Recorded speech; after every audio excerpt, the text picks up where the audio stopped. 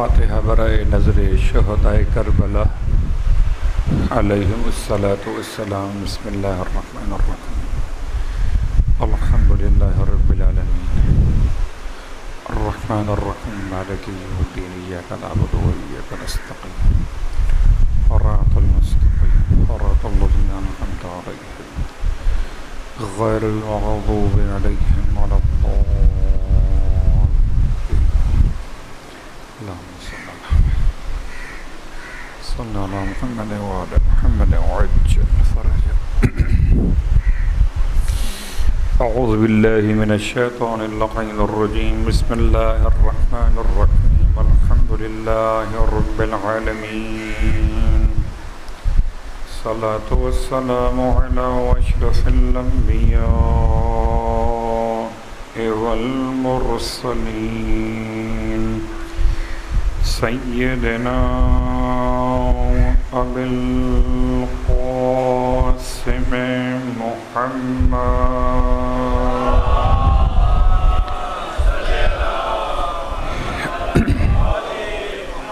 وعلى أهل بيته الطيبين الطاهرين، واللعنة الدائمة على أعدائهم أجمعين. أما بعد، فقد قال الله تبارك وتعالى في كلامه الحميد وفرقانه المجيد، قوله الحق وهو أصدق القائلين. بسم الله الرحمن الرحيم، والفجر وليال عشر.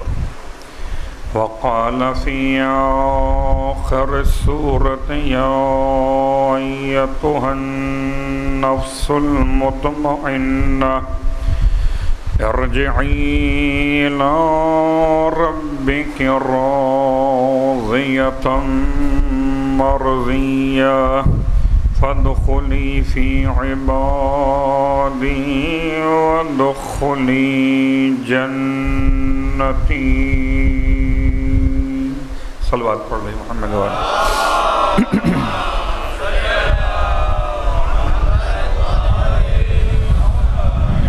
تمام تعریفیں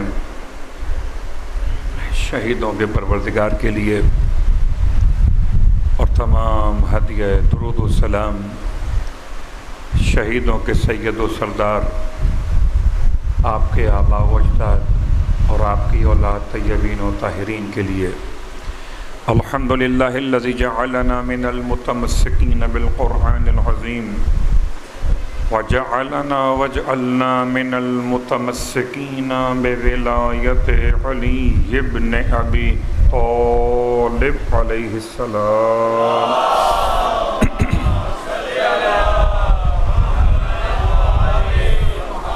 عظم اللہ اجورنا و اجورکم بمصابنا بالحسین علیہ السلام، وجعلنا وإياكم إن شاء الله من الطالبين بصقره مع وليه الإمام المهدي من آل محمد عليهم السلام۔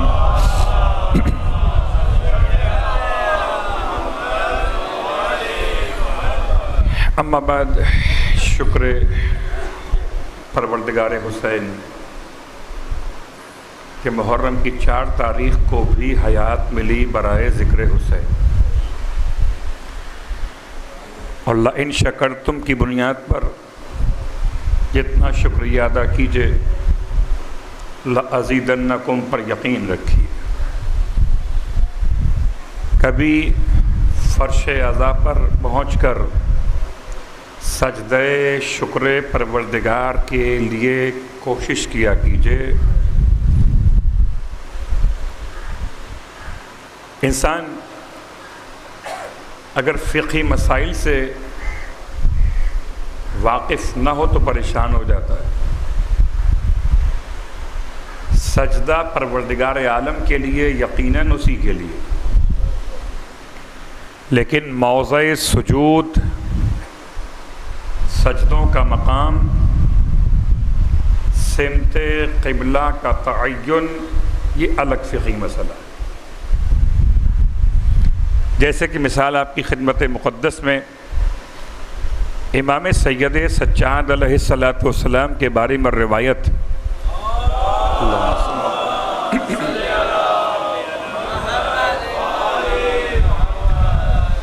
کہ امام علیہ السلام دسترخوان نعمت پروردگار پر بھی سجدہ شکر کرتے تھے۔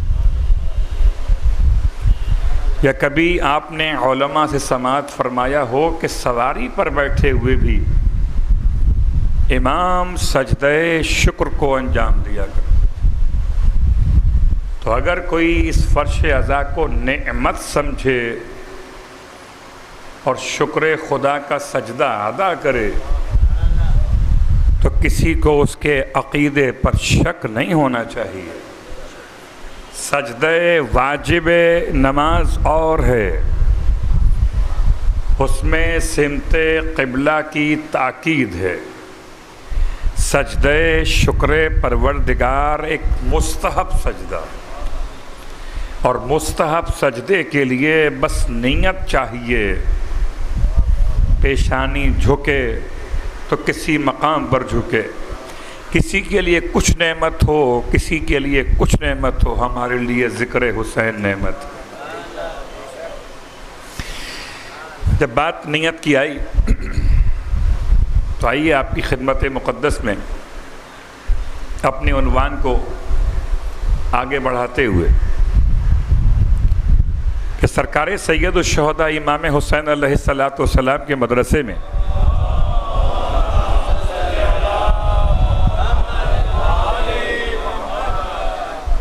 نیتوں کا بڑا دخل ہے۔ اتنا بڑا نیتوں کا دخل کہ اگر کربلا کے شہیدوں پہ غور کیجئے، ان کی نیات صادقہ، وہ سچی نیت سرکار سید الشہداء کے لیے اتنی مضبوط تھی کہ رات کو کہتے تھے جب امام علیہ السلام نے ان پر سے اپنی بیعت تمام کی کہ مولا اگر آپ کو چھوڑ کے چلے گئے اور کتنا دن زندہ رہیں گے۔ دیکھیے بہت غور کیجئے گا، کبھی کبھی ہو سکتا ہے کہ چہرے سامنے ہوں تو میں شرما حضوری میں آپ کو انکار نہ کروں، میں آپ کے سامنے سے اٹھ کر نہ جا سکوں، سامنے آپ بیٹھے ہوئے۔ امام علیہ السلام نے اپنے مدرسے کے طالب علموں کا ایک ایسا اعتقاد پیش کیا کہ شب عاشور چراغ خیمہ گل کر کے بتایا کہ میرے چہرے کو دیکھ کے نہیں بیٹھے ہوئے، مجھے سمجھ کے بیٹھے ہوئے۔ چہرہ دیکھ کر بیٹھنا اور ہے، اور حقیقت حسین کو سمجھ کے بیٹھنا اور ہے۔ غور کیجئے کہ دو بہانے ہو سکتے تھے۔ کبھی کبھار کوئی تکلفاً بیٹھا ہوتا ہے نا، اگر اس سے آپ ویسے ہی کہیں کہ چلے جائیے تو شاید بہانہ تلاش کر رہا ہوتا ہے کہ آپ مثلاً محاورہ پڑھ رہا ہو، آپ جھوٹوں میں کہیں کہ چلے جائیے، مذاق میں کہیں اور وہ سچ مچ چلا جائے۔ کربلا کے تمام شہیدوں کی خاص بات کیا کہ شب عاشور امام نے دونوں امتحان لیے، چراغ گل کر کے اور پھر اپنی بیعت کو تمام کر کے جانے کے دونوں راستے دیے کہ اگر کوئی اس لیے جانا چاہتا ہو کہ حسین دیکھیں گے تو کیا کہیں گے تو لو چراغ گل کر دیا۔ حالانکہ اس سے کون بے خبر ہے کہ اندھیرے میں اور روشنی میں دیکھنا انسانوں کا مسئلہ ہے، حسین کا مسئلہ تھوڑی۔ ارے جو حسین نسلوں میں اصل دیکھ لے کہ وہ اندھیرے میں جانے والوں کے چہرے نہ دیکھے گا۔ لیکن مؤرخین کی زبان کو بند کرنے کے لیے، اپنے مدرسے کی کوالٹی بتانے کے لیے امام نے، بہت غور کیجئے گا، رسول خدا کے زمانے کے اصحاب، رسول خدا کے سامنے سے جبکہ آپ آواز دیتے رہے اور لوگ پہاڑی پہ چڑھتے رہے، یہاں حسین بھیجتے رہے، لوگ بیٹھے رہے، چہرہ سامنے بھی نہیں کہ چراغ گل ہو گیا، اب جو چاہے چلا جائے۔ اس کا مطلب ہر ایک طالب علم نے مدرسہ حسینی کو سمجھ کے اختیار کیا تھا، اور صرف یہ نہیں بلکہ اسی اعتقاد کو لیے ہوئے جب جناب زینب اولیاء سلام اللہ علیہا اللہم صلی اللہ علیہ کربلا کے شہیدوں کی عظیم ترین مبلغہ، سارا دین بچا اگر کربلا سے، کربلا بچی زینب کبریٰ سے۔ ایک عجیب جملہ آپ نے ارشاد فرمایا تھا اپنے بھائی کو بلوا کر کہ بھیا آپ نے اپنے دوستوں کو آزما تو لیا ہے نا، اور جب امام علیہ السلام نے بہن کو مطمئن کیا،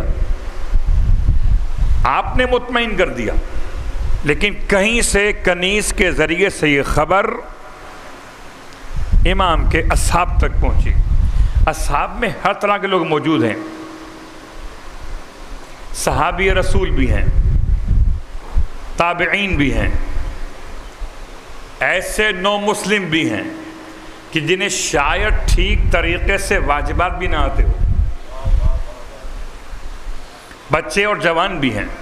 ان سارے افراد میں جیسے ہی خبر پہنچی اصحاب تک، تاریخ شاہد ہے کہ سب کے سب، وہ تاریخ شاہد ہو کہ نہ ہو، زیارت وارثہ کے جملے بتا رہے ہیں امام جعفر صادق علیہ السلام کے۔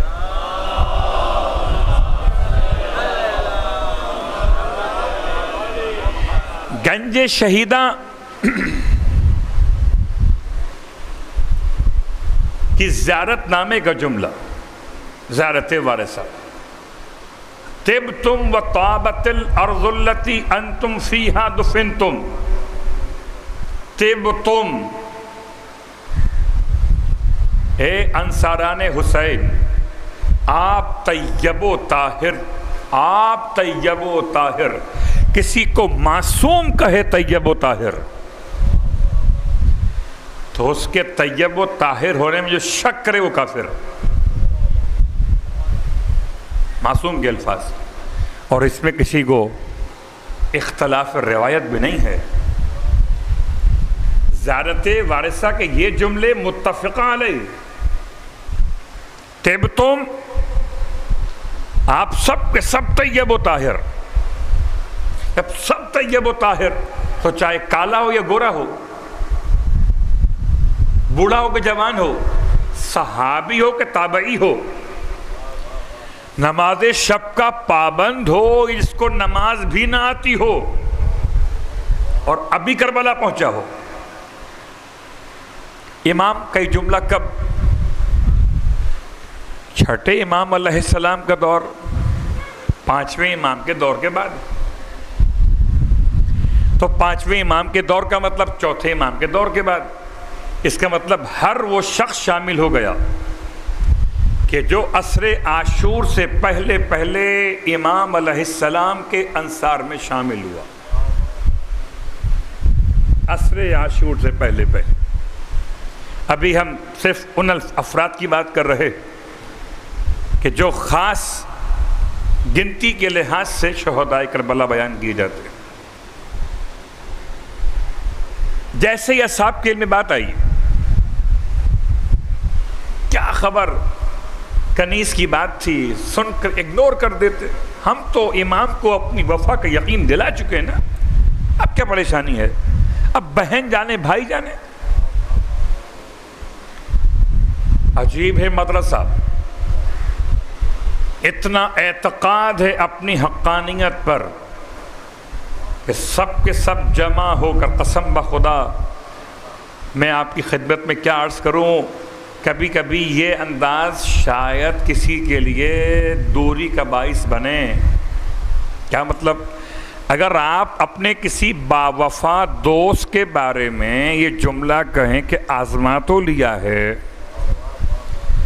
غور کیجئے گا. شاید ہم اور آپ جب کاروباری طبقے میں بات کرتے ہیں، دوستوں کی بات کرتے ہیں، اگر کوئی آپ کا مخلص دوست ہو اور اس کے بارے میں آپ کے گھر میں کوئی کہے کہ جی اتنا بڑا کام کر رہے ہیں، ساتھ میں اس کے آزما لیا ہے نا، اور یہ خبر اس تک پہنچ جائے تو اسے برا لگتا ہے. اچھا مجھ پہ شک کر رہے ہو؟ اب میں الفاظ کو وہاں پر لے آیا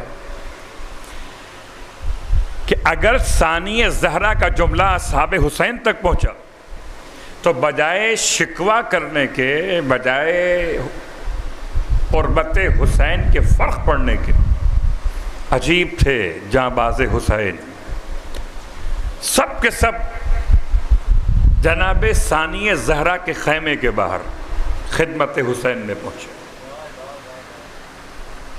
اور پہنچنے کے بعد عجیب کام کیا، عجیب کام کیا. کہتے شب عاشور کا ہی واقعہ ہے.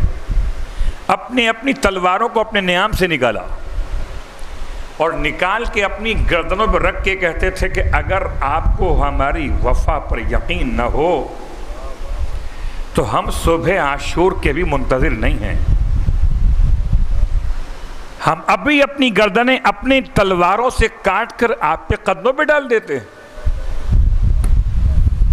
اللہ اکبر. یہ ہے مدرسہ عاشورہ. کیا کوالٹی ہے ان اصحاب کی کہ جو ہم نے عنوان قرار دیا، اور پھر وہ آیت قرآن اسی نیت پر بیان کرتے ہوئے صلوات پڑھے محمد و آل محمد. دو مقامات،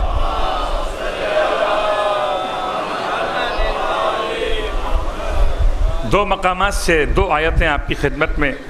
اور نیتوں کا مسئلہ، نیت مانے اعتقاد. اردو کے مسائل الگ ہیں، عربی کے مسائل الگ. عقیدہ، ایک لفظ عقیدت، ایک لفظ عقیدہ، ایک لفظ اعتقاد، ان سب کا ایک ہی مصدر ہے عقد. عقد کہتے ہیں کسی کو کسی شے سے باندھنا.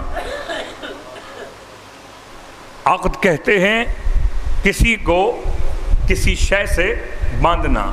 تو عقد میں کم از کم دو چاہیے، ایک جس کو باندھا جائے، ایک جس سے باندھا جائے. اگر عقد مادی ہو تو مثال الگ ہے. جیسے آپ نے اس چھت کو باندھا ان پائپ کے ساتھ، یہ بھی عقد ہے، عقد مادی ہے. عقد معنوی اور عقد اعتباری. عقد اعتباری کیا ہے؟ کہ جیسے صیغہ نکاح ایک شخصیت کو ایک شخصیت سے باندھ دیا، تو باندھا یہاں بھی ہے، یہ مادہ ہے، باندھا یہاں بھی ہے، یہاں پر اعتبار ہے. اور ایک تیسرا عقد ہے عقد معنوی. وہ کیا ہے؟ کہ کسی کا دل اگر علی کی محبت سے باندھو، اسے عقیدہ. صلوات پڑھے محمد و آل محمد.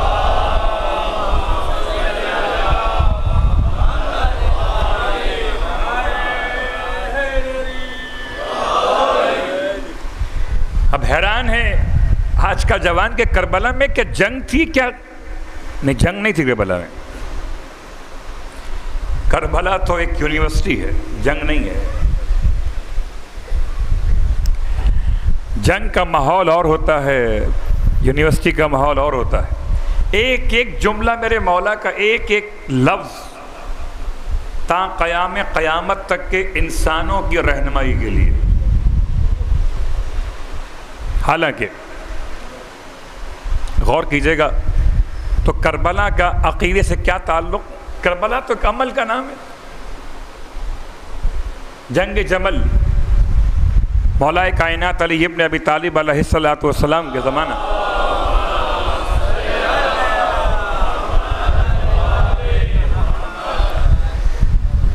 اور جنگ جمل سے کون واقف نہیں؟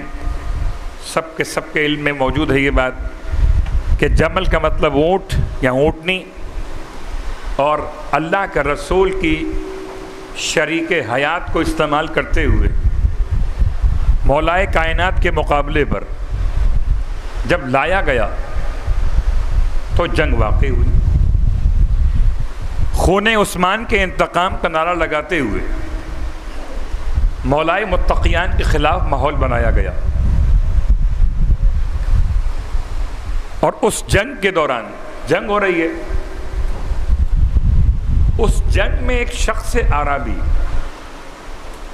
خدمت مولائے متقیان میں پہنچا، اور پہنچنے کے بعد کہتا کہ یا علی، خدا ایک ہے، اس کے معنی کیا ہے؟ عقیدہ، جنگ کے دوران عقیدہ۔ اگر میں بات کو اس طرح آپ کی خدمت میں مربوط کر سکوں کہ صرف کربلا مدرسہ نہیں ہے، جنگ جمل بھی ایک مدرسہ ہے، معصوم کا ہر عمل مدرسہ ہے، معصوم کا ہر معجزہ مدرسہ ہے اگر انسان سمجھے تو۔ جنگ جمل آپ سنتے ہیں ایک انداز سے فضائل کے موضوع میں، وہ الگ ہے، بس اس کے لیے اتنی بات کافی ہے کہ چاہے کوئی بھی علی کے مقابلے پر آئے، اسے تم ماں کہو یا نہ کہو، جو علی کے مقابلے پر آئے وہ حق تو نہیں ہو سکتا۔ اب اگر تمہیں اتنا ہی شوق ہے تو ہم دعا کرتے ہیں خدا تمہیں اٹھائے ماں کے نام سے، ہمیں اٹھائے امام کے نام سے۔ صلوات پڑھے محمد و آل محمد۔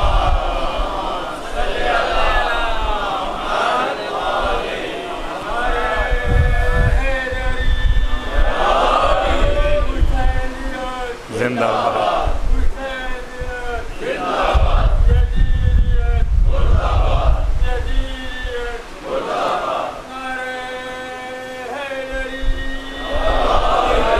اچھا یہ تو بتا دو مسلمانوں کہ سب اٹھیں گے ماں کے نام سے، اور ماں اٹھے گی کس کے نام سے؟ سب اٹھیں گے ماں کے نام سے، تمہارا خیال ہے، ہمارا نہیں۔ ماں اٹھے گی کس کے نام سے؟ خیر کہیں میں پھر اپنے عنوان سے نہ ہٹ جاؤ۔ جنگ جمل، شخص اعرابی خدمت مولا میں سوال لے کر پہنچا، مسئلہ پوچھنے آیا ہے، نماز کا نہیں، روزے کا نہیں، حج کا نہیں، مسئلہ پوچھنے عقیدے کا کہ بتائیے یا علی خدا ایک ہے، اس کے معنی کیا ہے؟ سوال کیسا ہے؟ خدا ایک ہے، اس کے معنی کیا ہوتے؟ خدا ایک ہے، بس ایک ہے، اس کے معنی کیا ہو سکتے ہیں؟ اور لیکن سوال میں بڑا وزن ہے۔ امام نے جیسے ہی سوال سنا، امام نے بھی سنا، اور جو امام کے ساتھ لوگ مصروف جہاد تھے انہوں نے بھی سنا، اور جلدی سے اعرابی کو پکڑ کے ہٹایا مولا کے پاس سے۔ یہ وقت جنگ ہے، وقت سوال نہیں ہے۔ امام نے اعرابی کو نہیں روکا، اپنے اصحاب کو روکا، اسے چھوڑ دو، مجھ سے پوچھنے آیا ہے۔ دیکھو یاد رکھو، وہی بات جو یہ مجھ سے پوچھ رہا ہے ہم ان لشکر والوں سے پوچھ رہے ہیں، بات وہی ہے۔ عجیب بات ہے۔ جنگ جمل کا موضوع کیا توحید تھا؟ صلوات پڑھے محمد و آل محمد۔ کیا تھا موضوع؟ جنگ جمل کا موضوع کیا تھا؟ توحید نہیں۔ جنگ جمل کا موضوع کیا تھا؟ نبوت، رسالت نہیں۔ جنگ جمل کا موضوع ہے امامت۔ یہ جنگ امام کے خلاف لڑی گئی، نہ کہ خدا کے خلاف، نہ کہ رسول خدا کے خلاف، لڑی گئی امام کے خلاف۔ اور امام کا جملہ بتا رہا ہے کہ اگر لشکر جمل نے خدا کو سمجھ لیا ہوتا تو امام سمجھ میں آ جاتے. اس کا عقیدہ توحید درست، اس کا عقیدہ امامت درست. اس کا عقیدہ توحید درست نہ ہو، اس کا عقیدہ امامت درست کہاں سے ہوگا؟ صلوات پڑھے محمد و آل محمد.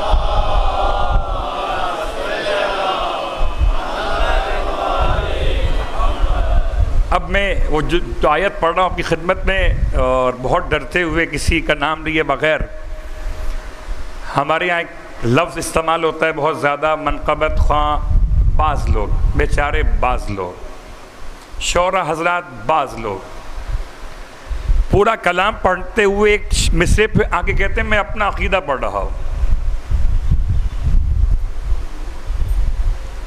کوئی سنے نہ سنے، کوئی داد دے کہ نہ دے، میں اپنا عقیدہ پڑھ رہا ہوں.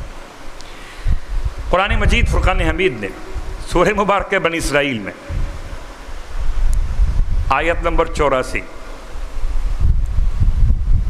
کیا جملہ استعمال کیا؟ قل، حبیب کہہ دے، کل یعمل علی شاکلتہ. یہ عجیب آیت جس میں دونوں قاف استعمال ہوئے. قل کہہ دے، کل سب کے سب، یعمل علی شاکلتہ اپنی اپنی عقیدے والی بات پر عمل کیے جا رہے. یعمل علی شاکلتہ، شاکلہ طبیعت، شاکلہ روش، شاکلہ نکلا ہے شکل سے، شکل اردو والی نہیں عربی والی. اردو کی شکل اور ہے، عربی کی شکل اور ہے. یہاں شاکلہ کا مطلب بر روایت امام جعفر صادق علیہ السلام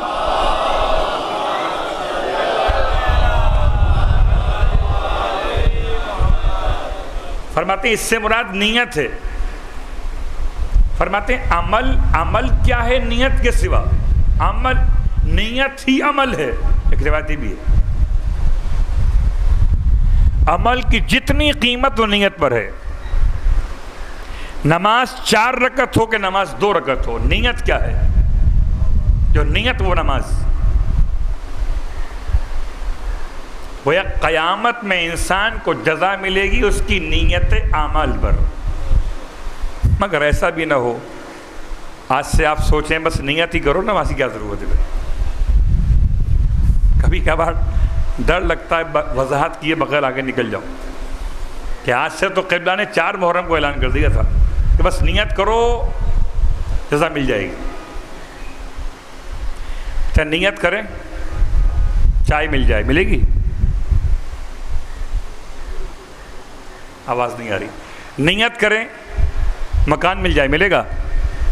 نہیں ملے گا. مادیات میں ہوشیار ہیں کہ نیت پہ اکتفا نہیں کرتے. معنویات میں کیوں بیزار ہیں کہ نیت پر اکتفا کر کے عمل سے دور ہو جائیں. اصلاً بتانے کا مقصد امام علیہ السلام کا آیت کے ذیل میں یاد رکھو، شاکلت ہی علی نیت ہی، طبیعت پر. طبیعت کیا ہوتی ہے؟ ایک ہے حالت، ایک ہے عادت، ایک ہے ملکہ، چوتھے نمبر پہ شاکلہ ہے. کبھی کبھار گناہ ہو جائے تو حالت، گناہوں کی پڑ جائے عادت، تو خود لفظ عادت بھی عربی کا لفظ ہے. اور گناہوں پر ملکہ ہو جائے، اور گناہ ایسے ہو جائے کہ پھر طبیعت کی پہچان بن جائے.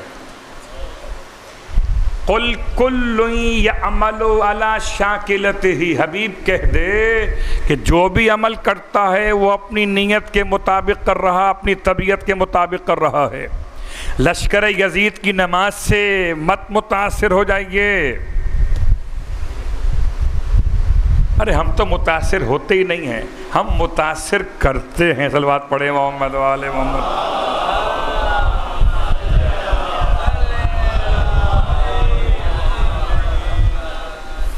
ہم متاثر کرتے ہوتے نہیں ہیں فلاں کے اتنے سجدے، فلاں کی اتنی تلاوت قرآن، اللہ اکبر۔ کوفے میں حضرت کمیل ابن زیاد نخعی علیہ الرحمہ کہوں تب بھی درست ہے، اور پتہ نہیں کیوں لفظ رضی اللہ کہتے ہوئے ڈر لگتا ہے مجھے، علیہ السلام کا رضا۔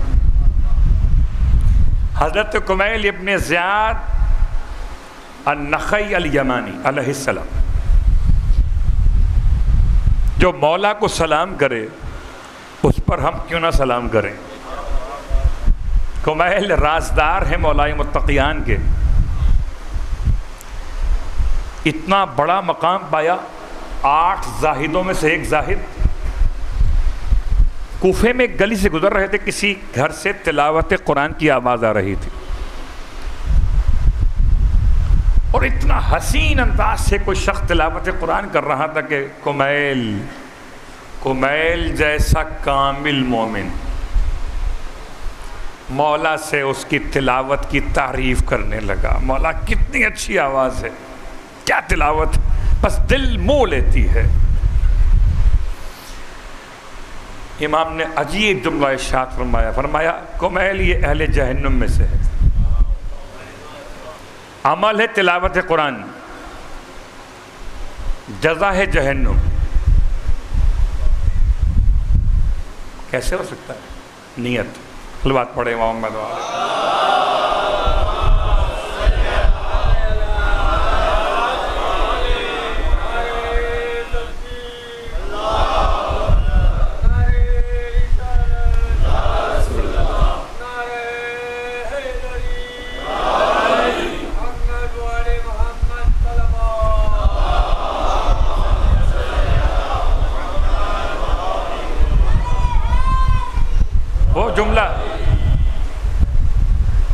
وہ جملہ میں تو بڑی خشک سی بات کر رہا ہوں، آپ اس کو فضائل سمجھ رہے ماشاءاللہ سبحان اللہ، ہے تو بات بڑی خشک سی، لیکن حقیقت یہی ہے کہ نیت اگر نیک نہیں ہے تو عمل نیک کیوں نہ ہو اس کا کوئی اجر و ثواب نہیں ہے، بلکہ شاید جملہ مناسب تر ہے کہ ربما تال القرآن والقرآن یلعنہ، حدیث پیغمبر ہے کہ بس اوقات قرآن پڑھنے والے ایسے بھی ملیں گے آپ کو جو قرآن پڑھ تو رہے ہیں والقرآن یلعنہ، اور قرآن ان پہ لعنت کر رہا۔ ہو سکتا نا کبھی آپ کہیں گے قرآن پڑھنا نہیں آتا، غلط پڑھ رہے، تو غلط پڑھنے پر کیا ہوگا؟ ثواب نہیں ملے گا نا، ثواب نہ ملنا اور عذاب ملنا اور ہے۔ بھائی نمبر نہیں آئے یہ اور بات، نمبر مائنس ہو گئی اور بات ہے۔ بھائی اگر کوئی عقیدہ باطل کے ساتھ عمل حق کر رہا ہو تو جہنمی ہے۔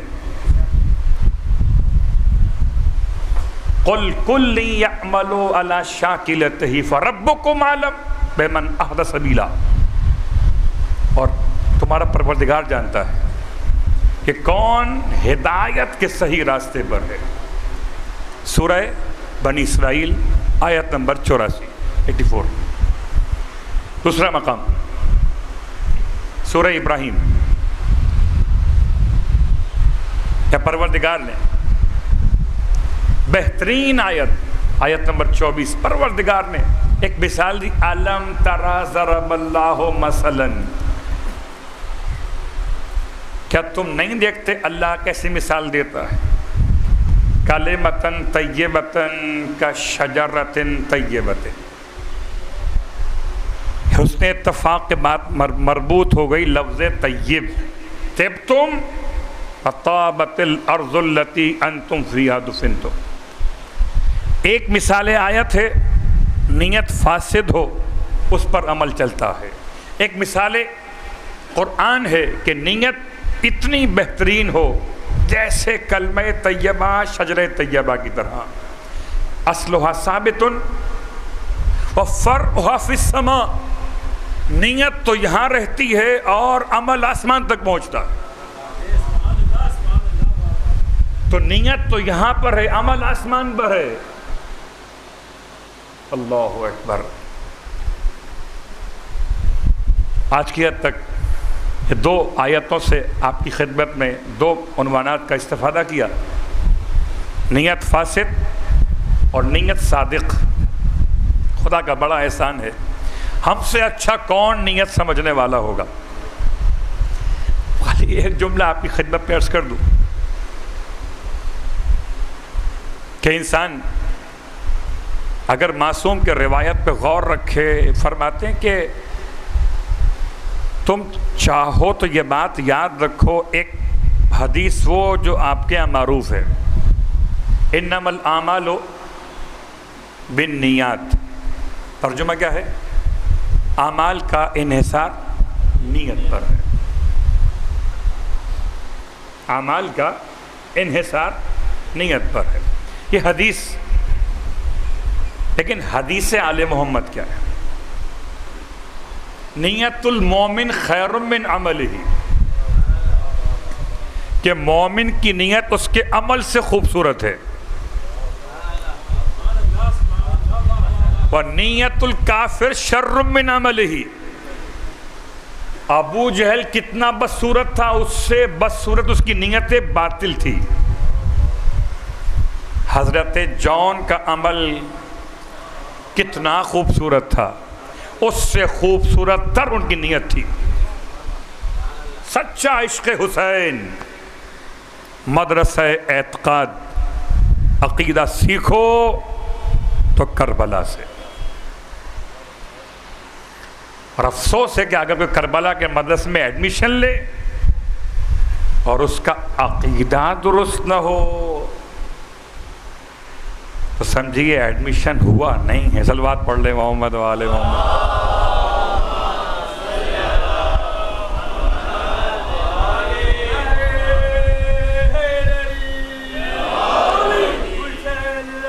زندہ باد.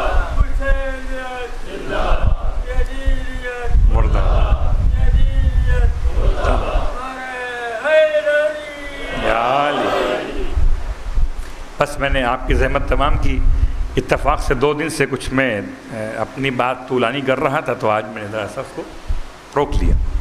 باقی باتیں انشاءاللہ کل لقمہ حلال کے بعد جو اگلی 3 شرائط تو کل آئیں گی.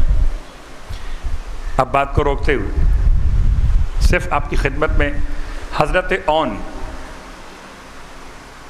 حضرت محمد، اختلاف تاریخ کہ دونوں کی ماں کون. بس میں ایک بات کہوں گا کہ جیسے ختیجہ طاہرہ کے ہوتے ہوئے رسول خدا کے نکاح میں کوئی اور خاتون نہیں، جیسے فاطمہ زہرا کے ہوتے ہوئے سلام اللہ علیہا مولائے متقیان کے نکاح میں کوئی خاتون نہیں ہے. How possible? کیا ممکن ہے کہ ثانیہ زہرا کے ہوتے ہوئے عبداللہ ابن جعفر طیار کو کتنا ہلکا لیا ہے؟ یہ بنو امیہ بنو عباس کے درمیان کے لوگ یا روایتوں کے درمیان اختلاف پیدا کرنے والے لوگ، اس کو پہچانیے. عبداللہ ابن جعفر کا انتخاب یہ انتخاب غیر معصوم نہیں، انتخاب معصوم ہے. اور اگر انتخاب معصوم غلط ہو جائے تو پھر کس کا انتخاب صحیح ہوگا؟ اور مولائے متقیان کا وہ جملہ آج کل بڑا چل رہا، پہلی محرم کو داماد علی،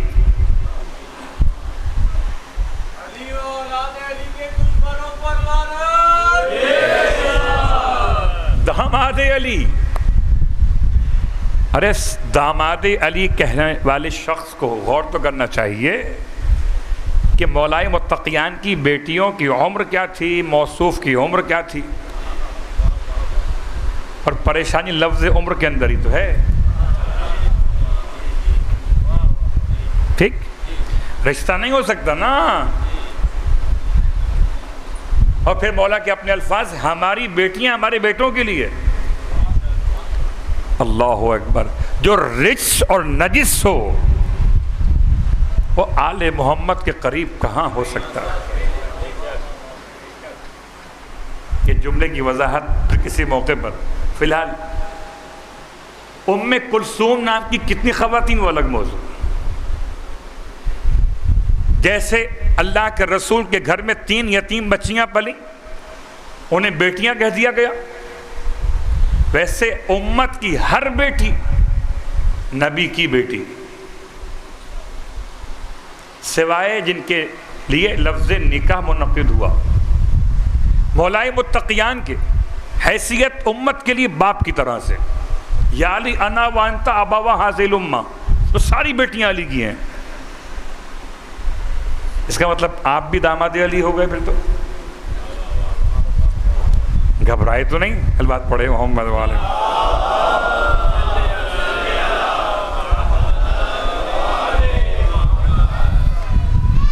جناب ام کلثوم کا نکاح جناب عبداللہ کے سگے بھائی محمد ابن جعفر طیار سے ہوا. عبداللہ ابن جعفر طیار. سب تفصیل چھوڑتے ہوئے صرف جناب اون اور جناب محمد، یہ دونوں جناب زینب کبریٰ کی اولاد. اگر تاریخ ثابت کرے کہ عبداللہ کے بیٹے، تو عبداللہ کے نکاح میں جناب زینب کے ہوتے ہوئے کسی اور خاتون کا وجود ثابت کرنا عبداللہ کے ذات کے بارے میں شک کرنا ہے،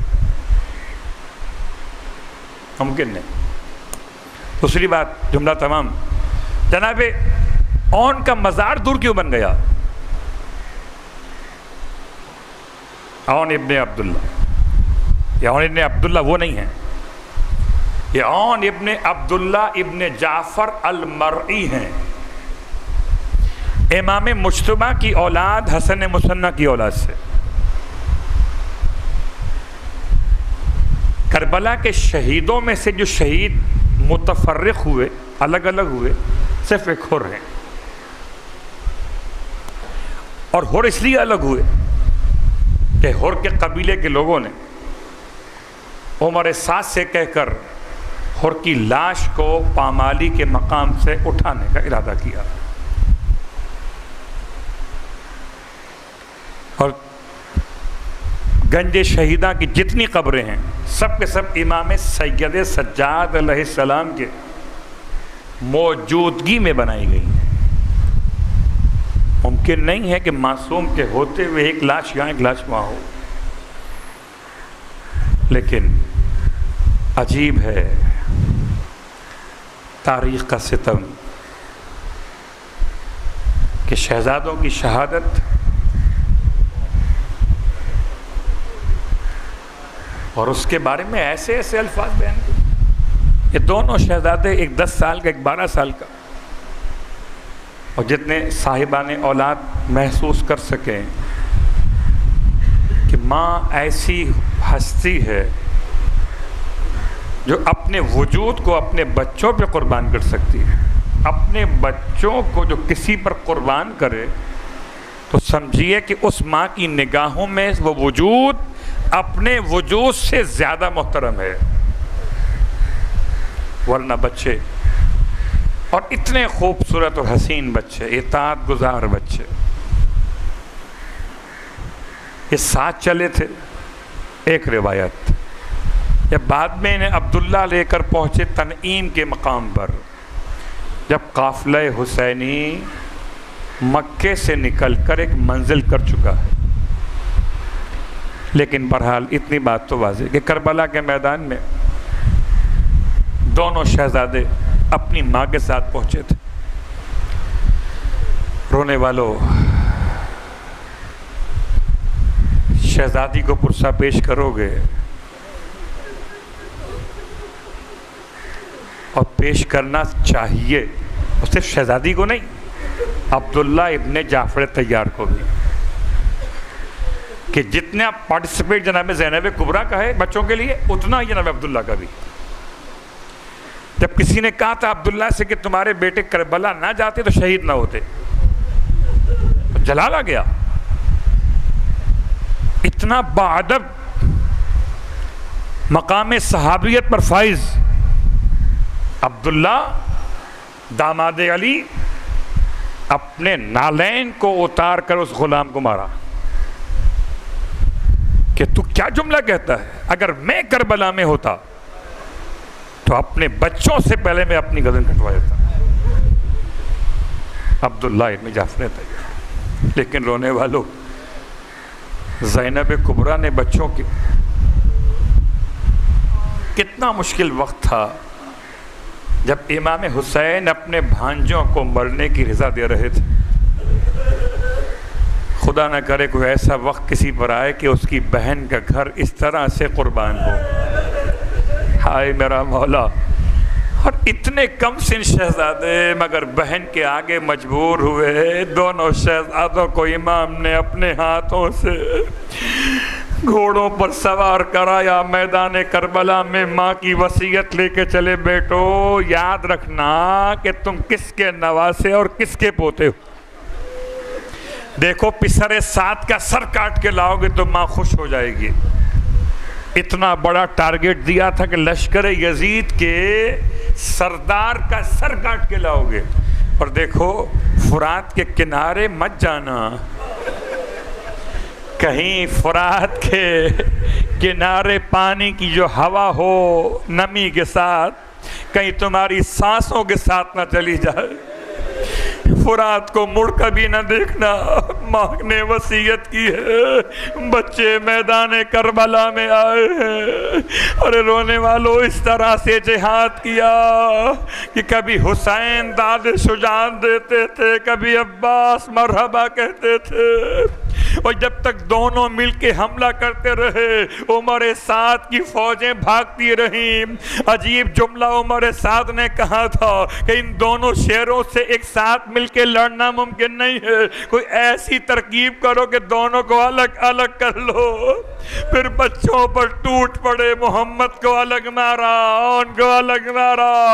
ارے جتنے تیر مارے جاتے تھے بچے تیر کھانے کے بعد پیچھے ہٹنے کے بجائے آگے بڑھتے تھے کہ اماں نے کہا ہے عمر سعد کا سر کاٹ کے لانا ہے.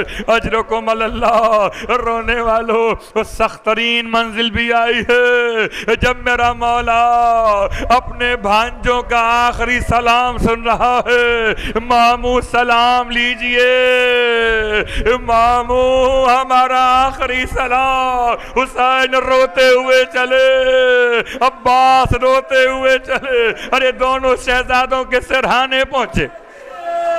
دونوں شہزادوں نے جیسے ہی ماموں کو اپنے قریب دیکھا کہنے لگے ہاتھوں کو جوڑ کے ماموں ہم نے آپ کو بلایا تو نہیں تھا، آپ کیوں چلے آئے؟ ارے اماں خفا ہوں گی، اتنی گرمی میں بھائی کو کیوں بلا لیا؟ بولا ہم نے تو خالی سلام کیا تھا. امام منہ چوم چوم کے روتے تھے. دونوں کے لاشوں کو اٹھائے میرے مولا. عباس نے ایک کا لاشا اٹھایا. کہتے ہیں بعض مقاتل کے علماء کہ ابھی ایک میں رمق جان باقی تھی. رونے والوں جملہ سنیں گے. لے کر جب خیمے میں آئے ہیں نا اور بیویوں نے حلقہ بنا کر بیوی کو پرسا دینا چاہا، عجیب قیامت تھی. پہلے تو جملہ لکھا علماء نے کہ جو جس میں حیات باقی تھی وہ بڑا والا شہزادہ تھا، وہ بڑا تھا.